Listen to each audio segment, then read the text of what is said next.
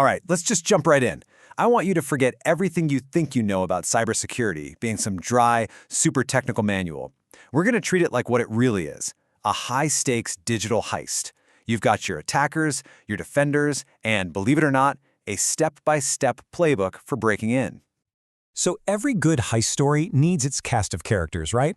In our world, we have three main players, and you can tell them apart by the color of their hats. You've got your white hats. Those are the good guys, the ethical hackers who are actually hired to find the cracks in the armor.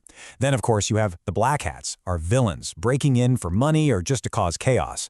And then you get the gray hats, who live in this kind of murky middle ground. They might hack a system just to prove they can, but without permission. So when you boil it all down, the line between hero and villain here, it all comes down to one single word: permission.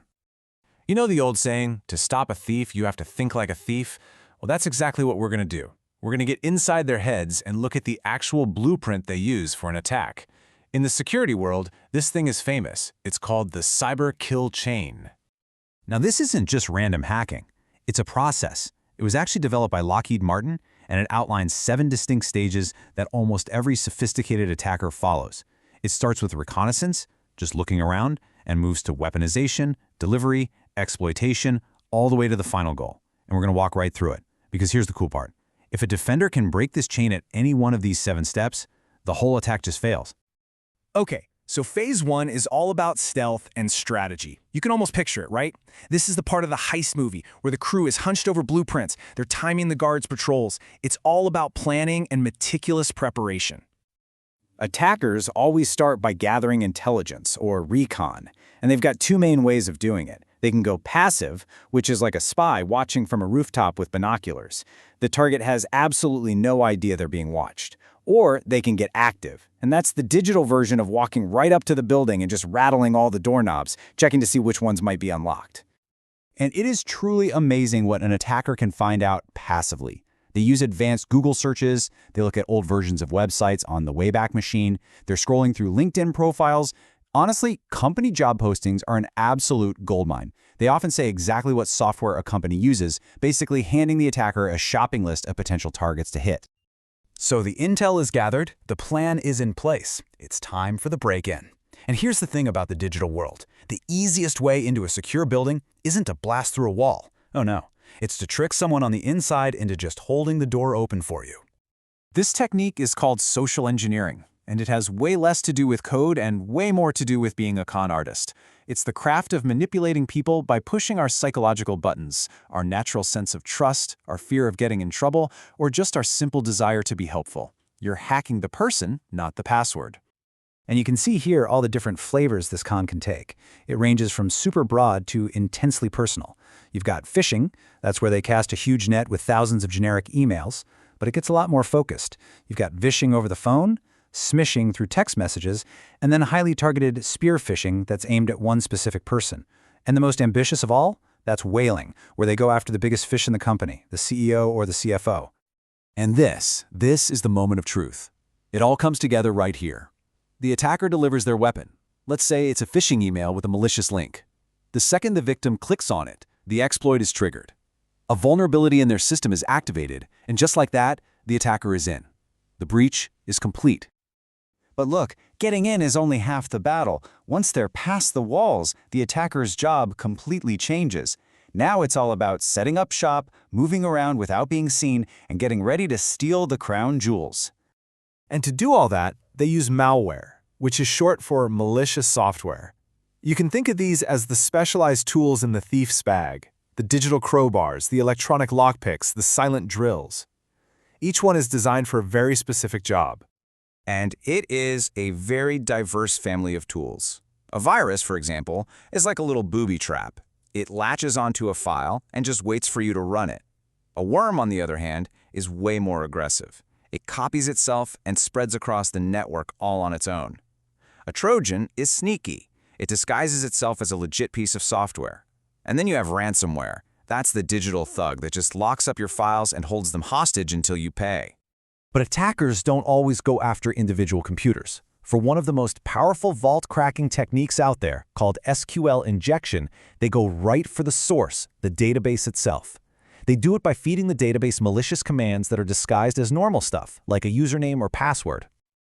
And this right here? This is the magic trick. This tiny, ridiculous-looking piece of code is basically a universal skeleton key for vulnerable websites. When an attacker types this into a password box, they're not trying to guess the password. They're actually changing the question. They're telling the database, hey, check if the password is correct, or check if 1 equals 1. And since 1 always equals 1, the database goes, yep, that's true, and the door just swings wide open. And of course, the getaway. After the heist is complete, a smart attacker doesn't just leave. They clean up after themselves. That means going in and deleting system logs, event records, basically wiping away their digital fingerprints to make it as hard as possible for anyone to figure out what happened. Okay, so we have spent a lot of time thinking like the bad guys. Now it's time to flip the script. How do we fight back? How do we build a digital fortress that can actually withstand this kind of assault? Well, it all starts with 3 fundamental principles. In the industry, we call it the CIA Triad. And no, not that CIA. This is the absolute bedrock of any defensive strategy: confidentiality, integrity, and availability. So let's break that down real quick. First, you've got confidentiality. That just means keeping secrets secret, and we do that with stuff like encryption. Then there's integrity, which makes sure that data hasn't been messed with. We use things like digital signatures for that. And finally, availability. This one's simple. The data has to be there when you actually need it, which is why we have backups. Pretty much every security measure you can think of serves one of these 3 goals. You see, a really strong fortress has multiple layers of defense. We call it defense in depth. They're the administrative controls. Those are the rules, the policies, the training.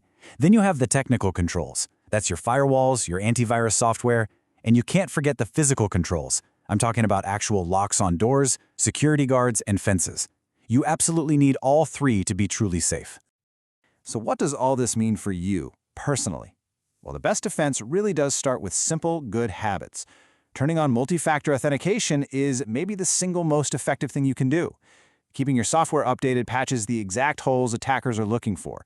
And honestly, just being a little more suspicious of weird emails can stop a social engineering attack dead in its tracks. And this really brings us to the most important takeaway of all. You don't have to defend against everything all the time.